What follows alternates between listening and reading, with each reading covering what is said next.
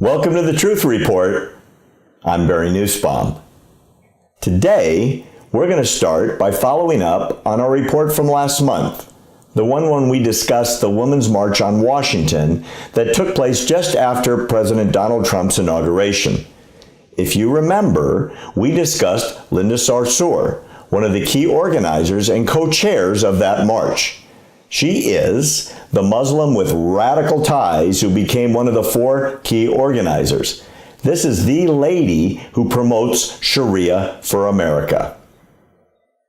Remember her? Today, we're going to educate you more about who is Linda Sarsour by using her own words, so you will get a real clear picture of her biography and some of her more, famous statements that you should know about. Now keep in mind, she wants full Sharia in the United States. Sharia's set of rules and law are completely and totally incompatible with the American system of rights guaranteed under the Constitution. Scholars going all the way back to founding father Thomas Jefferson have recognized that and have spoken out against Sharia in the United States. Here's what Linda had to say. These are her tweets. 1, quote, "If you are still paying interest, then Sharia law hasn't taken over in America," unquote. Now, besides causing the complete collapse of the entire American financial system, maybe Linda just wants her student loan interest forgiven. 2, quote, responding on Twitter to a question, she said Sharia includes the process for inheritance, distribution of marriage contracts, unquote. Now keep in mind that women can be bought and sold into marriage and are bound by that same contract. That's what she's advocating.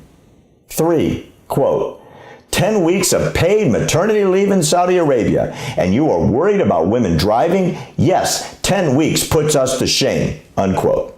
Here, she's saying that even though women can't drive, women can't leave the house without permission, women can't appear in public without a complete covering, women can be beaten for being unattended, women who are raped must be able to produce 4 male witnesses to the rape, and if they cannot, they will be determined to have committed adultery. This is the same country that executes its own citizens for the crime of homosexuality.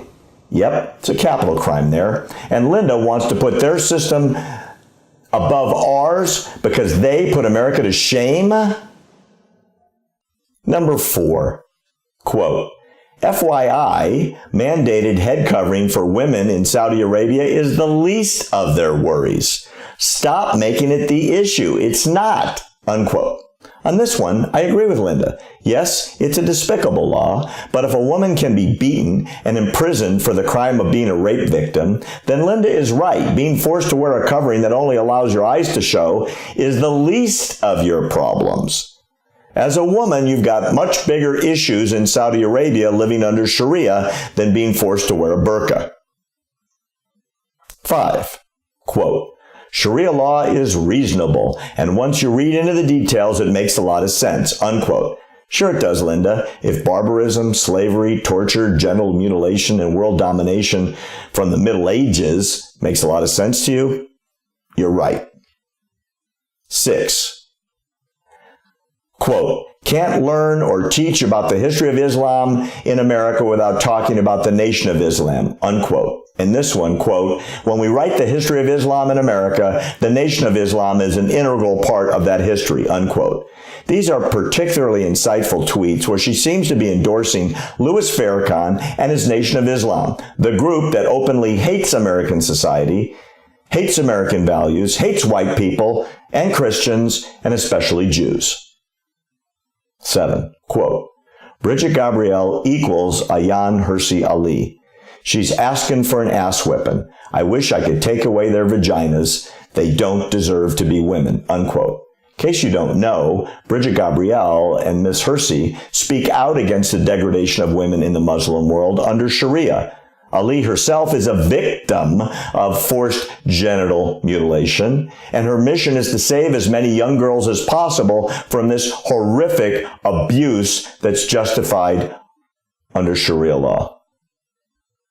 Okay, In the past, Sarsour has railed against women's rights in the Muslim world. She openly advocates for including Sharia in the United States. Remember, there are specific rules within Sharia as to the appropriate way to beat your wife, and explains the circumstances and the times it's justifiable to kill members of your own family who disrespected the family.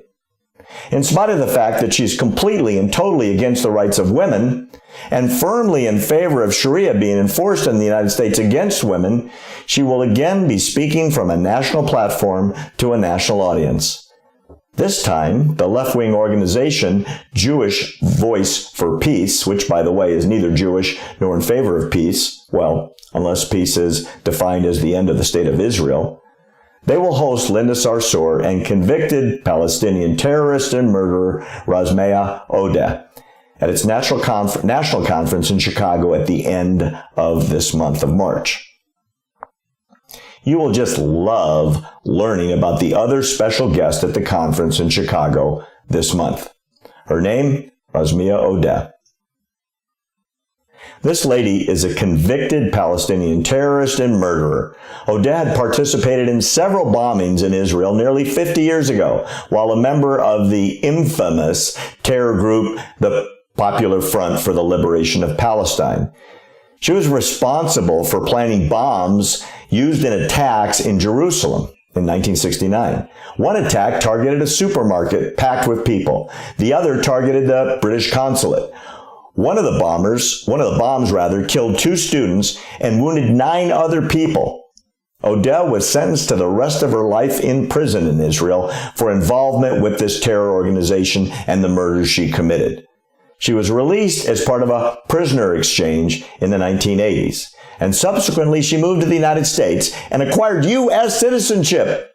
Now she is advocating for militant resistance in the streets of the United States. For Palestinians, resistance is a code word often used to rationalize acts of terrorism. Odeh and her co-organizers have called for protests to include blocking roads, bridges, and squares. Now, you might be asking yourself at this point, so how did she even get into the United States? How did she get citizenship? Well, actually, the federal government is attempting to correct that mistake.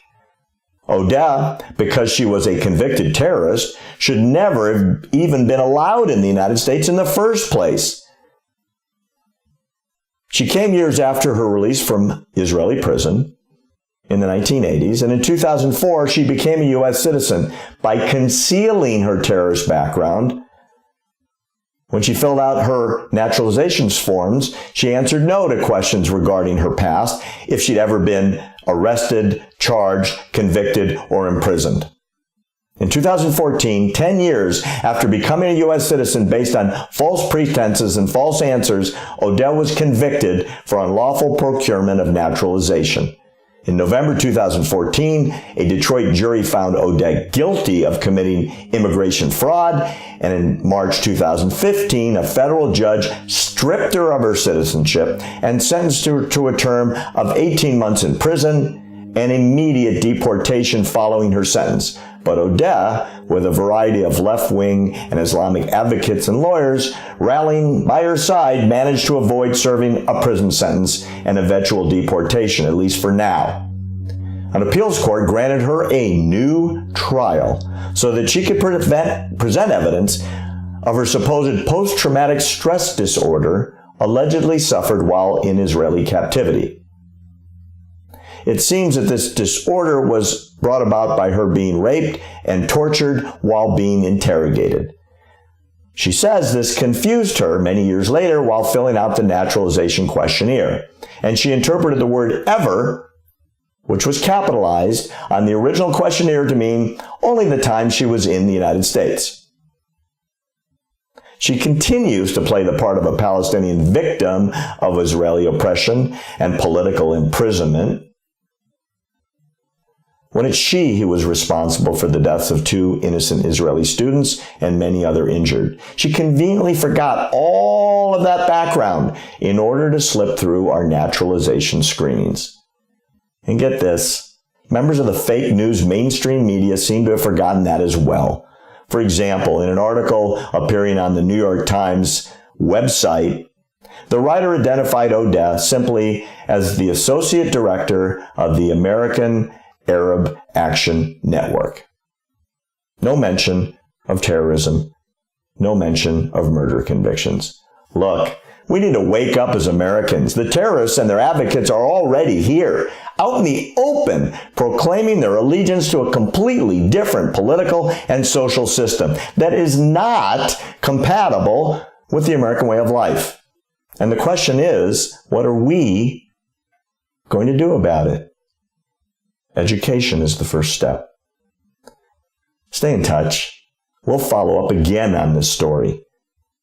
You can handle the truth, and we intend to bring it to you.